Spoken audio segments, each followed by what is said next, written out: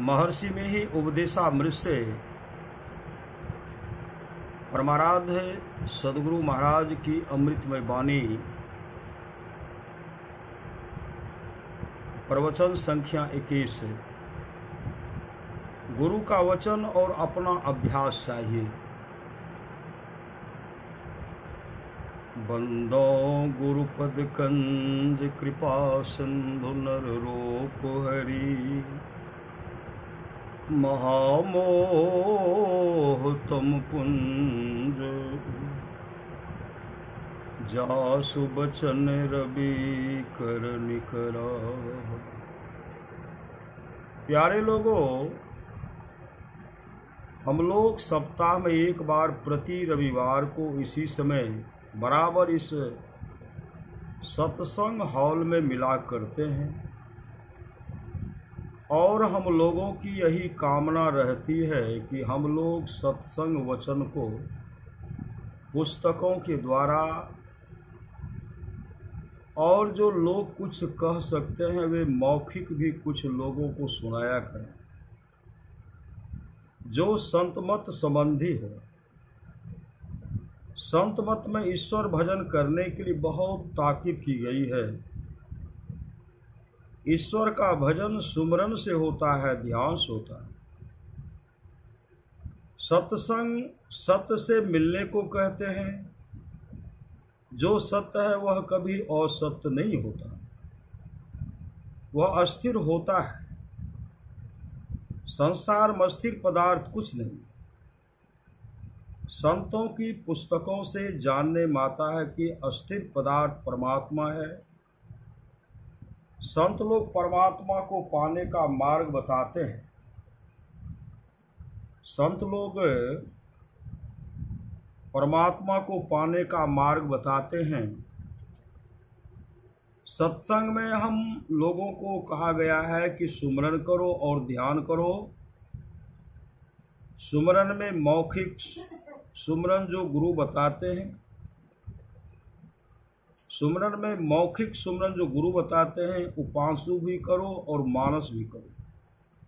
फिर ध्यान करो, पहले स्थूल ध्यान करो, फिर सूक्ष्म ध्यान करो। सत्संग यानी सत्य का मिलाप। सत्य अस्थिर पदार्थ को कहते हैं, ऐसा परमात्मा ही है। उनसे मिलाप हो, मेल हो, ऐसा मेल हो जैसा कि गुरु नानक देव जी ने कहा है, जल तरंग जीव जल ही समाया, तिव ज्योति संगी ज्योति मिलाया।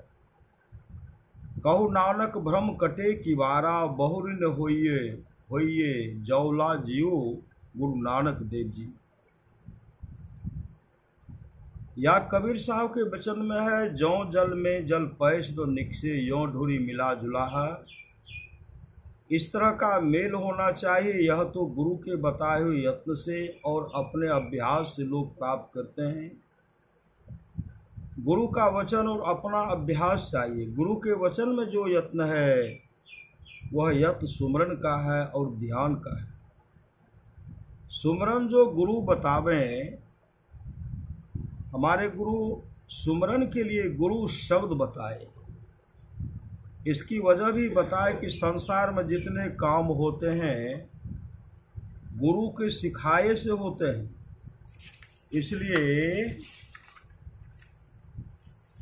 इसलिए पहले गुरु शब्द का मौखिक सुमरन होना चाहिए।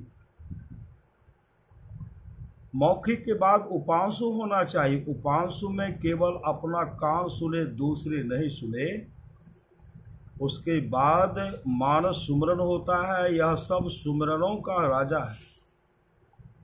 यह सुमरन एक प्रकार का ध्यान ही है जो मन से होता है।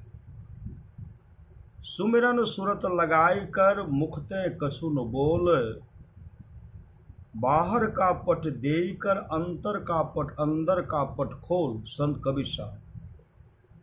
यह सुमरन जो मन ही मन होता है, इसमें शरीर अस्थिर, सभी इंद्रियां अस्थिर और मन अस्थिर। इसके बाद है ध्यान।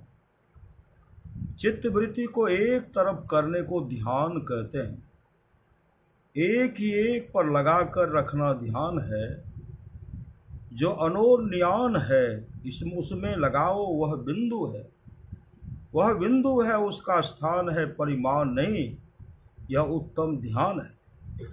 इसके बाद सर्वोत्तम ध्यान है अंतर्नाद। संतों की वाणी में अंतर्नाद की बड़ी महिमा है। ऋषियों के यहाँ अंतर्नाद की बड़ी महिमा है। जहाँ एकांत हो, किसी प्रकार का उपद्रव न हो, ऐसा स्थान चाहिए। मैदान में मैंने कोशिश की थी, लेकिन वहाँ लोग आते थे और ये साधु क्या करते हैं जानना चाहते। ध्यान करने के लिए अंदर में कमरे में बैठिए, एकांत बैठिए, इससे बहुत लाभ होता है। मानस जप और मानस ध्यान के बाद जब दृष्टि साधन की क्रिया ठीक बन जाती है तो आप ही अंतर्नाद खुल जाता है। अंतर्नाद ऐसा है कि वह विविध भी है और एक भी है। एक ऐसा है कि जो परमात्मा से लगा है और परमात्मा की तरफ खींचता है, जैसे लोहा को चुंबक खींचता है। ऐसा शब्द जानकर उसका ध्यान करें। सार शब्द भी सत्य है। वह सार शब्द चेतन आत्मा को सत्य स्वरूप परमात्मा से मिलाता है। इस मिलाप को ही असली सत्संग कहते हैं। श्री सद्गुरु महाराज की जय। यह प्रवचन दिनांक 15/8/1976 ईस्वी को कुप्पाघाट भागलपुर आश्रम में साप्ताहिक सत्संग के अवसर पर हुआ था।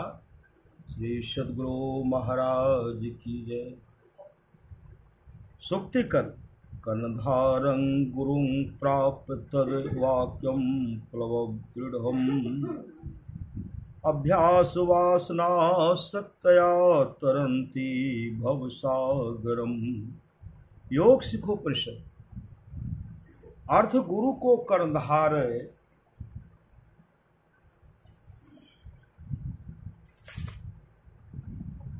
गुरु को कर्णधार मल्लाह पाकर और उनके वाक को दृढ़ नौका पाकर अभ्यास करने की वासना की शक्ति से भव सागर को लोग पार करते हैं। श्री सद्गुरु महाराज की जय। श्री सद्गुरु महाराज की जय।